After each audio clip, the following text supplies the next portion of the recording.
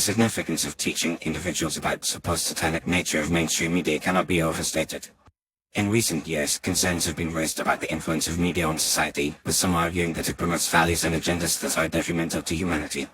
The concept of mainstream media being satanic may seem far-fetched to some, but it is essential to examine the underlying themes and messages that are conveyed through various media outlets.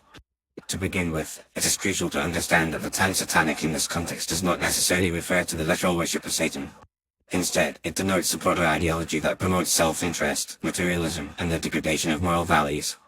Mainstream media, in its pursuit of ratings and profit, often perpetuates a narrative that prioritizes its values over others.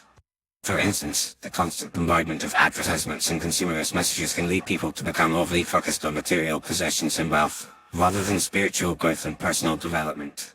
Furthermore, mainstream media has been accused of promoting a culture of fear, violence, and division. The 24-hour news cycle, with its emphasis on sensationalism and breaking news, can create a sense of anxiety and unease among viewers.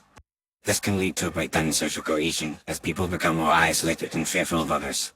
The media's tendency to sensationalize and exploit tragic events, such as natural disasters or terrorist attacks, can also contribute to a sense of hopelessness and despair. In addition, mainstream media has been criticized for its role in shaping public opinion and influencing people's perceptions of reality. The use of propaganda and manipulation techniques, such as cognitive biases and emotional appeals, can be highly effective in swaying people's opinions and behaviors. This can be particularly problematic when it comes to issues like politics, where the media can play a significant role in shaping public discourse and influencing election outcomes. Teaching people about the potential pitfalls of mainstream media is essential for promoting critical thinking and media literacy. By understanding how media messages are constructed and disseminated, individuals can develop a more nuanced and informed perspective on the world. This, in turn, can help to mitigate the negative effects of mainstream media, such as the promotion of consumerism, fear, and division. It is also important to note that the satanic nature of mainstream media is not necessarily a deliberate or conscious effort. Rather, it is often a result of the media's underlying values and priorities, which are shaped by the capitalist system and the pursuit of profit. The media's reliance on advertising revenue, for example, can create a conflict of interest, where the media's primary goal is to attract and retain viewers, rather than to provide accurate and informative content.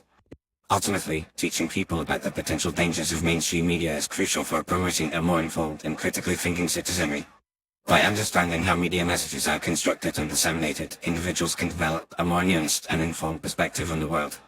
This, in turn, can help to mitigate the negative effects of mainstream media, such as the promotion of consumerism, fear, and division.